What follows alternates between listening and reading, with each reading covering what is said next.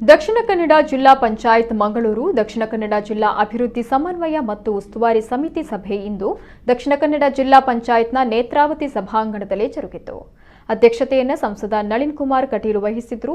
ಸರಿಯಾದ ಮಾಹಿತಿಗಳನ್ನು ನೀಡದೆ ಸಭೆಗೆ ಬಂದ ಅಧಿಕಾರಿಗಳನ್ನು ತರಾಟೆಗೆ ತೆಗೆದುಕೊಂಡ ಸಂಸದ ನಳಿನ್ ಕುಮಾರ್ ಕಟೀಲು ಅಧಿಕಾರಿಗಳು ತಮ್ಮ ಜವಾಬ್ದಾರಿ ಹೊಣೆಗಾರಿಕೆಗಳನ್ನು ಅರಿತುಕೊಂಡು ಕೆಲಸ ನಿರ್ವಹಿಸಬೇಕು ಅಂತ ಹೇಳಿದರು.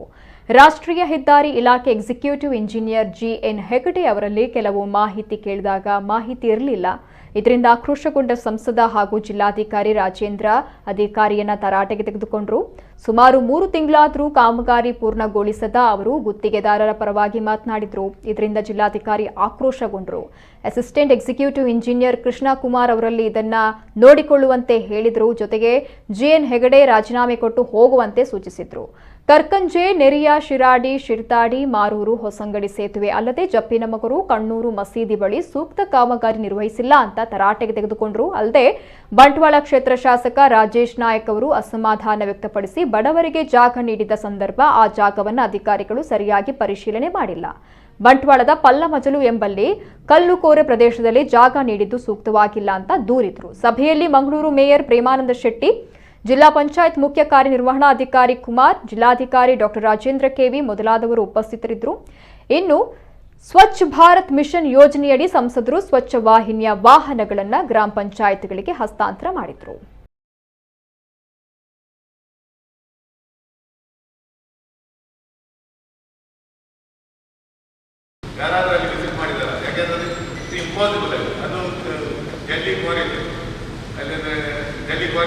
ಹೊಂಡಗಳು ಆ ಜಾಗದಲ್ಲಿ ಮನೆ ಕಟ್ಟಲಿಕ್ಕೆ ಸಾಧ್ಯನೇ ಇಲ್ಲ ಪರಿಸ್ಥಿತಿ. ಅವರು ಕೊಟ್ಟು ಹೊಂಡ ಬರುತ್ತೆ, ಕೊಟ್ಟು ಎಷ್ಟು ವರ್ಷ ಆಗ್ತಿಲ್ಲ.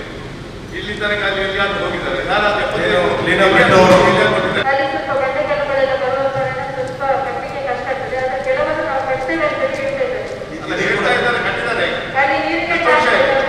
ನೀರಿಲ್ಲ ಹೊಂದಿದ್ದಾರೆ, ನೀರು ಮನೆ ಆಯ್ತು ಸರ್. ಮಾಡಕ್ಕಾಗಲ್ಲ ಅಂದ್ರೆ ಇದನ್ನ ಡ್ರಾಪ್ ಮಾಡೋದು ಬೆಟರು.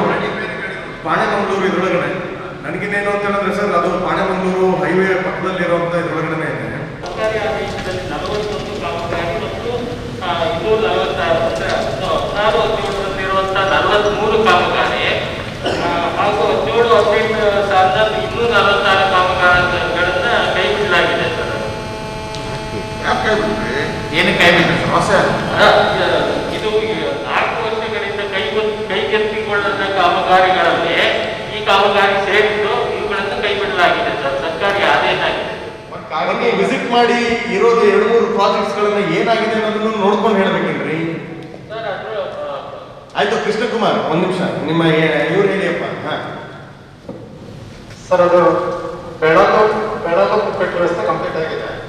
ನೆರಿಯ ಪುಕ್ಕಟ್ಟು ರಸ್ತೆ ಈಗ ಪ್ರಗತಿಯಲ್ಲಿದೆ ಸರ್. ಈಗ ಮೋರಿಗಳೆಲ್ಲ ಕಂಪ್ಲೀಟ್ ಆಗಿದೆ. 3 ತಿಂಗಳಿಂದ ಯಾಕೆ ಬನ್ನಿನ ಆಯಿತು ಇಷ್ಟು ಕಾಮಗಾರಿ ಸ್ಲೋ ಆದ? ಇಲ್ಲ ಸರ್, ನಮಗೆ ಲಾಕ್ಡೌನ್ ಕನ್ಸ್ಟ್ರಕ್ಷನ್ ಇದಕ್ಕೆ ಇಲ್ಲ ರೀ. ನಿಮ್ಮ ಕಾಂಟ್ರಾಕ್ಟರ್ ಏನು ಅದರೊಳಗಡೆ ಅವರು ಯಾರು ಮ್ಯಾನೇಜರು, ವರ್ಕರು ಬೇರೆ ಯಾರನ್ನೂ ಇಟ್ಕೊಂಡಿಲ್ಲ ಸರ್. ಬೆಂಗಳೂರು ಒಬ್ಬರು ಕೋವಿಡ್ ಆದ ತಕ್ಷಣ ಎಂಟೈರ್ ವರ್ಕ್ ಸ್ಟಾಪ್ ಆಗ್ಬೇಕಾನು. ಬೆಂಗಳೂರಿನವರು ಸರ್. ಬಟ್ ಎಲ್ಲಿಯೇ ಆಗಲಿ ವರ್ಕನ್ನ ತಗೊಂಡಿರ್ತಾರೆ ಅಂತ ಟ್ರೈನ್ ತಗೊಂಡು ಟ್ರೈ ಮಾಡಿದ್ದಾರೆ ನೋಡಿ. ಕೃಷ್ಣಕುಮಾರ್, ಒಂದು ಪಾಯಿಂಟ್ ಅಲ್ಲಿ ಹೆಗಡೆ ಅವರು ನಿಮ್ಮ ಯಾವುದೇ ಕಾಂಟ್ರಾಕ್ಟರ್ಸ್ಗಳು ಇದ್ರೊಳಗಡೆ ಯಾರಿಗಾರ ಫೋರ್ಸ್ ಮಾಡಿ ನೀವು ವರ್ಕ್ ಕೊಟ್ಟಿದ್ದೀರಾ? ಇಲ್ಲ ಕ್ರೇನ್ ತಗೊಳ್ಳೋಕೆ ಹೋಗ್ಲಿಕ್ಕೆ ಕಷ್ಟ ಆಗ್ತಾ ಇರೋದ್ರಿಂದ ಅಪ್ರೋಚ್ ಯಾರು ಮಾಡಬೇಕು ಅದು ಸರ್. ಅದು CRS ಮತ್ತೆ ಕೆಲಸಗಳನ್ನ ಪೇಮೆಂಟ್ ಆಗ್ತಾ ಇಲ್ಲ ಅಂತ ಸ್ವಲ್ಪ ನಿಧಾನ ಮಾಡ್ತಾ ಇದ್ದಾರೆ. ಎಲ್ಲ CRS ತುಂಬಾ ಪೆಂಡಿಂಗ್ ಇದೆ. 60 ಕೋಟಿ ನಮ್ಮ ಡಿವಿಷನ್ ದಲ್ಲಿ ಪೆಂಡಿಂಗ್ ಇದೆ ಸರ್. ಪೇಮೆಂಟ್ ಆಗಲ್ಲ ಅಂತ ಸ್ವಲ್ಪ ನಿಧಾನ ಮಾಡಿ ನಮ್ಮ ಸ್ಟೇಟಿಗೆ. ಆಯ್ತು ರೀ, ಅದೇನೇ ಇರಲಿ ರೀ. ನೀವು ಇದ್ರ ಹೇಳ್ದಂಗೆ ನೀವು ಎಂಜಿನಿಯರ್, ಆಡಳಿತಾತ್ಮಕವಾಗಿ ನಾವು ಏನು ಮಾತಾಡಬೇಕು ಅದನ್ನು ಮಾತಾಡಬೇಕು. ಆಮೇಲೆ ಬರುವಂಥ ಬಜೆಟ್ಗಳಲ್ಲಿ ನಾವು ಪ್ರಯಾರಿಟಿಲಿ ತಗೊಳೋದಕ್ಕೆ ನಾವು ಪ್ರಯತ್ನ ಮಾಡಬೇಕು.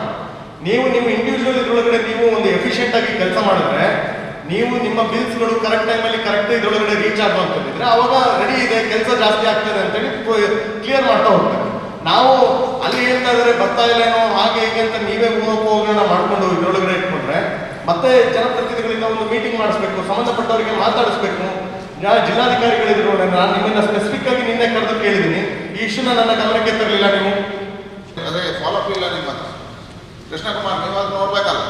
ಈಗ ಅಲ್ಲಿ ಮಿನಿಸ್ಟರ್ ಇದ್ದಾರೆ, ಅಧಿಕಾರಿ ಇದ್ದಾರೆ, ಅವ್ರ ಹತ್ರ ಕೂತು ಅದು ಈಗ ಸಮಸ್ಯೆ ಏನಂತ ಹೇಳಿದ್ರೆ ಕಾಂಟ್ರಾಕ್ಟರ್ ಸಮಸ್ಯೆ, ಸರ್ಕಾರದ ಸಮಸ್ಯೆ ಅಲ್ಲ. ಕಾಂಟ್ರಾಕ್ಟರ್ ಸತ್ತಿದ್ದಾನೆ ಅಂತ ಹೇಳಿ ಮರು ಟೆಂಡರ್